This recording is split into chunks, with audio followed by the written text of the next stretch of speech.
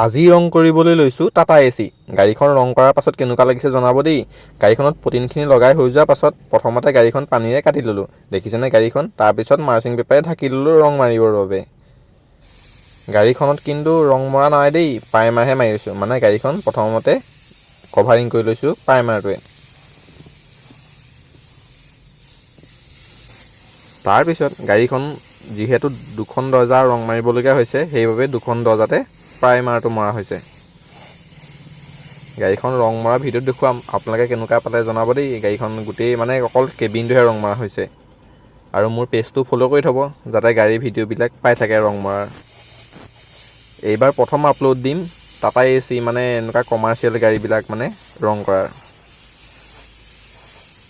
তাৰপিছত AC খনত covering কৰি থকা হৈছে, দেখিছেনে? গাড়ীখনত মানে কভাৰিং কৰি হৈছেগৈ আৰু। গাড়ীখন ৰং মাৰি হোৱাৰ পাছত ওচৰৰ পৰা দেখুৱাম, আপোনালোকে ভিডিঅ'টো সম্পূৰ্ণকৈ চাব। গাড়ীখন ইয়াৰ কভাৰিং কৰি থকা হৈছে। এতিয়া লাষ্ট আমি এবাৰ ফিনিচিং মাৰিম। এয়া দেখিছেনে ফিনিচিং মাৰি থকা হৈছে। একদম গাড়ীখন একদম ডিলাৰৰ পৰা অনা নিচিনা হৈ যাব, একদম নতুনৰ নিচিনা। এয়া দেখিছেনে গাড়ীখন একদম নতুনৰ নিচিনা হৈ গৈছে। ভিডিঅ'টো ভাল লাগিলে লাইক এটা কৰিব আৰু মোৰ পেজটো ফ'ল' কৰি থ'ব। আজিলৈ ইমানেই, বাই।